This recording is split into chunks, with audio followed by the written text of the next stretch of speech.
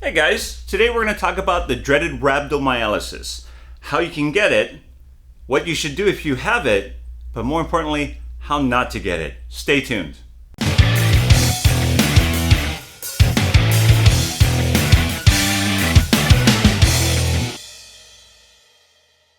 Okay guys, so let's talk about what is rhabdomyolysis. Well, rhabdomyolysis is a severe condition in which the kidneys are overstressed and could fail you. And if the kidneys do fail you, then that's correct, you could die.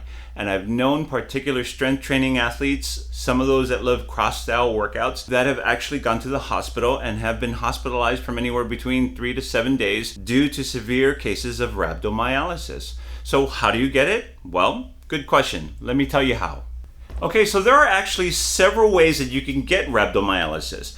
It's not just from working out too hard. It can actually be anywhere from drug use. It could be even a heart attack or a stroke. It could be a genetic disorder you have in your family. But mainly what we're worried about or most concerned is from the workouts. So whenever you work out, you create, especially with strength training, microscopic tears in the muscle. And these tears, over time with the proper nutrients and rest, heal, become stronger, develop mass. And that is a normal state and the stages that we go through when we're strength training and we're working our muscles very vigorously and pushing them.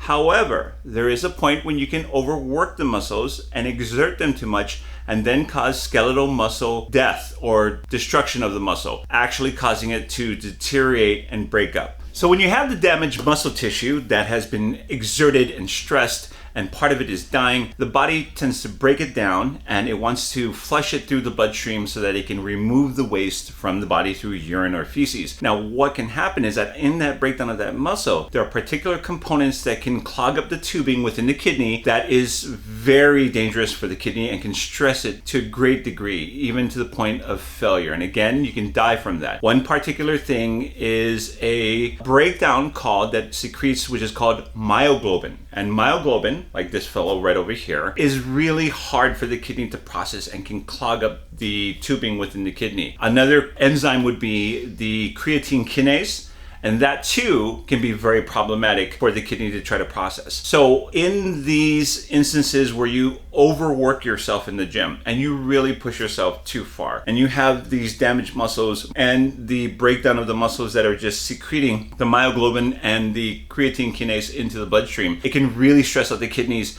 causing them to really take on a lot of effort to try to, get all the waste out of it and really stress it out, which is not good to do.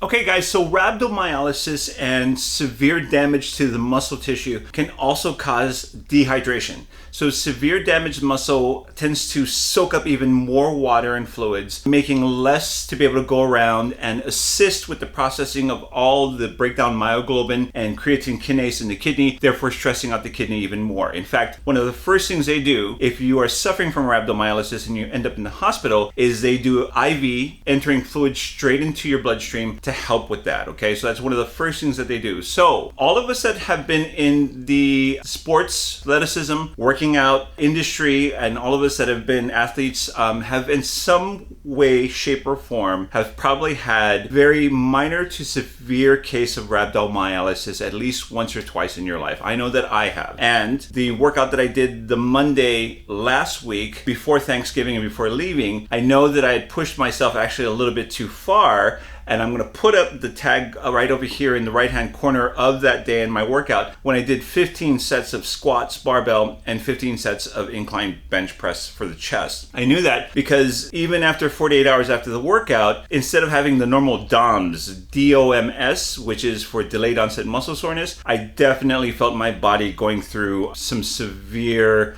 changes, and one of them that is a definite sign of mild form of rhabdomyolysis that I was suffering from is not only an intense soreness in movement, but also even a little bit of queasiness, disorientation, even flu-like symptoms. So getting really hot, feeling like you might be fighting a bug, almost like a nausea, and that's when I knew that I had pushed myself a little bit too far. In that case, there are some home remedies that you can do, and if it's not too severe enough that you don't have to go into the hospital. Okay guys, so some of the home treatments treatments that you can do if you are suffering from a mild form of rhabdomyolysis are as follows. 1, liquids, liquids, liquids. You gotta get your liquids in, okay? So just like if you had a severe case of rhabdomyolysis and you're at the hospital where they put an IV straight in you and they flush fluids into your bloodstream, you're gonna wanna make sure that you're gonna drink a lot of clear liquids. So get a lot of water in. In fact, if you are suffering from pretty, mild to medium case of rhabdomyolysis that you don't have to go into the hospital for, but it's just like a flu-like symptoms and soreness, I would really recommend electrolyte type drinks and waters that will help to really refuel and replenish and hydrate. Clear broths, so beef bone broths, those things that like we did before, those are excellent for you as well too to take in. You want to limit the amount of caffeine that you have because caffeine again dehydrates you. So you want to stay away from those things, okay? If you have a really severe case of inflammation, walking around is good. A little bit of movement so that the blood flow can get going and help flush some of those toxins to your bloodstream. And especially if you want to take maybe a little bit of Advil just to help with some of that inflammation. And then I always try to get in a good long nap and try to sleep off most of it that I can. But again, a lot of fluids, that's the most important thing to get into your system so that you can help flush that all out. So guys, one of the best ways to prevent rhabdomyolysis for those of us who aren't having any type of chance of contacting it from drugs, medical use, overexertion through overheating and severe temperatures, or any type of family genetic disorders or anything like that, if it's just from working out, I think you're getting, if you really take a look at how rhabdomyolysis is treated, you get an idea of how you can prevent it, and that is to stay hydrated. So I always carry a water bottle with me everywhere. Everybody that knows me, I have my water bottle with me.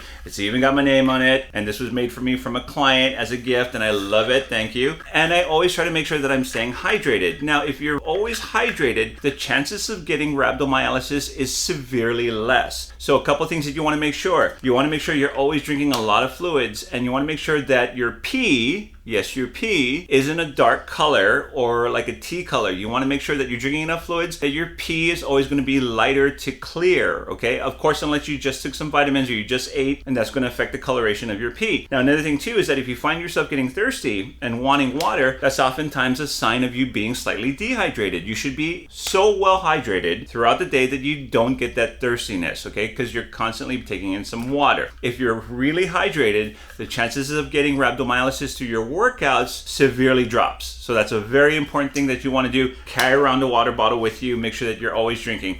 And I bet you if they did a test on, or a survey on what part of the year does athletes and workout enthusiasts get rhabdomyolysis the most, and I bet you it'd be wintertime. Because I always find myself getting dry lips and not drinking as much water, because in the summertime and springtime it's easy. You get hot, it's hot outside, you just instantly start drinking water. I'm super hydrated. Winter and fall is when I start to forget because I'm just not as thirsty because it's so cold. So always make sure you keep that bottle with you, okay? You want to make sure that you stay hydrated so you can prevent rhabdomyolysis. And of course, always be conscious of your workouts. If you feel like you're pushing your body too far, if you feel like you've got a good enough of intensity in there and you know you're going to be sore the next day, but you don't want to go too far, err on the side of caution, don't do it. Just go ahead and work it out. Start to build up the intensity in time so that you can push harder and harder gradually and not take these huge, massive jumps going from 20 repetitions in your side ab oblique crunches to suddenly 50. Go like from 20 to 30 and then to 40 another week. Take it gradually, okay? So those are great ways of being able to make sure that you never get rhabdomyolysis, or you can severely prevent it.